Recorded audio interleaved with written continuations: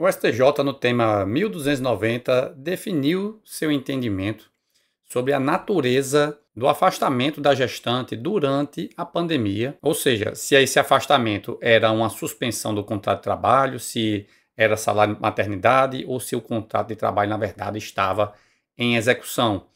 Isso porque a maior relevância era de que, se fosse salário maternidade, aí o empregador, no caso da segurada empregada, o empregador dela, ele pagaria o salário durante esse afastamento, mas teria direito a ser compensado desse valor ao recolher contribuições previdenciárias. Inclusive, eu tenho um vídeo sobre isso, que é o vídeo sobre o tema número 335 da TNU. Então, eu já fiz um vídeo sobre o entendimento da TNU, mas o STJ vem agora para mudar. Provavelmente o entendimento da TNU ela deve se adequar ao entendimento do STJ, porque o STJ disse que não se trata de um afastamento de cunho previdenciário, portanto não é um salário maternidade. Então a questão controvertida era justamente a interpretação da Lei 14.151, que dispunha que durante a situação de emergência pública da pandemia, a empregada gestante que ainda não tivesse sido imunizada, ela deveria ficar afastada do trabalho presencial, mas, por outro lado, dispunha também que ela ficaria à disposição do empregador para trabalhar remotamente, ou seja, em teletrabalho, trabalho remoto ou qualquer outra modalidade de trabalho à distância. E a discussão era se isso aqui, se ela não tivesse como trabalhar à distância, não tivesse nenhuma função que ela pudesse desempenhar remotamente, ela ficaria, no caso, sem trabalhar. E aí a questão é se isso seria uma situação de salário maternidade. A TNU tinha ido no sentido de interpretar, a partir da CLT, que isso aqui seria uma situação equiparada numa situação de insalubridade em grau máximo, ou mesmo em grau médio ou mínimo, mas com um atestado de saúde favorável ao afastamento, que nesses casos a CLT diz que é caso de concessão de salário maternidade. Então, a TNU tinha nesse sentido de que, pela interpretação da CLT, seria uma situação de insalubridade para a gestante e, no caso, o STJ afastou isso aqui porque ela disse que a Lei 14.151, ela considerou a situação do trabalho remoto e a CLT, ela não considera a hipótese do trabalho remoto. Então, é uma situação diferente. Além disso, e aí foi uma questão muito importante para a interpretação do STJ, houve um veto presidencial às disposições da Lei 14.151 que previam expressamente que se tratava de um salário de maternidade. Então, o artigo 1º, parágrafo 3º, inciso 4 e o parágrafo 4º teriam redação no sentido de que se trata de salário de maternidade. No entanto, houve um veto dessas normas. Então, a gente sabe que a norma vetada ela não produz efeitos, né? Assim como o veto em si, ele não é uma norma por si só, né? Ela deixa de constituir a norma.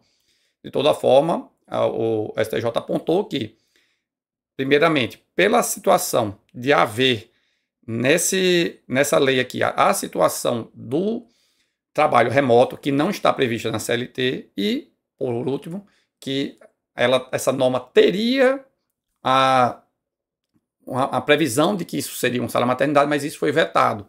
Então, o legislador deixou claro a vontade dele de não tratar como salário maternidade. Então, por fim, o STJ disse que não se tratava de caso de salário maternidade, porque a empregada, na verdade, estava à disposição do empregador, então sequer reconheceu como causa de suspensão do contrato de trabalho, portanto, se tratava de contrato de trabalho em execução.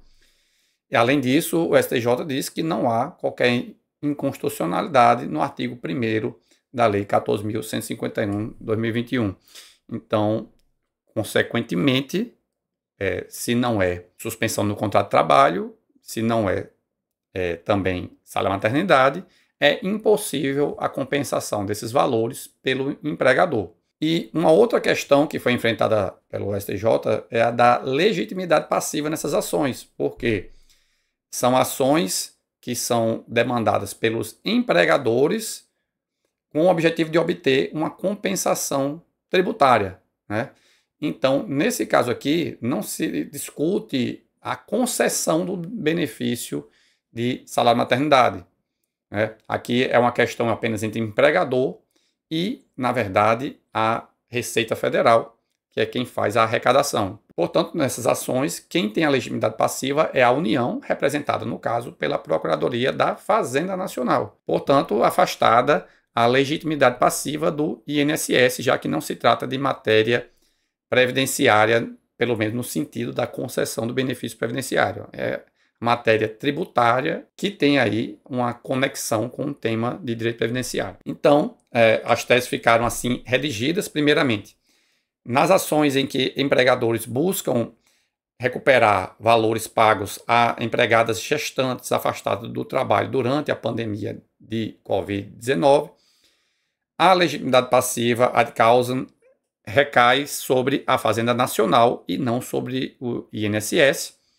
E, por fim, no segundo item, diz que os valores pagos às empregadas gestantes afastadas, inclusive as que não puderam trabalhar remotamente durante a emergência de saúde pública da pandemia de Covid-19, possuem natureza jurídica de remuneração regular a cargo do empregador, não se configurando como salário-maternidade para fins de compensação. Então é isso, pessoal. Espero que tenha ficado claro para vocês. E se gostaram do conteúdo, lembre-se sempre de curtir o vídeo. Coloquem também nos comentários se estão gostando dos vídeos, se gostariam de que eu comente algum outro tema, talvez algum tema mais antigo, porque eu tenho comentado aqui os temas que são publicados desde que o canal foi criado e a gente está perto de fazer um ano agora. E também é muito importante que se inscrevam no canal e ativem as notificações, até porque o canal ainda é muito pequeno, então às vezes as pessoas têm dificuldade de receber a informação de que um novo vídeo foi publicado. Espero por vocês na próxima. Até mais!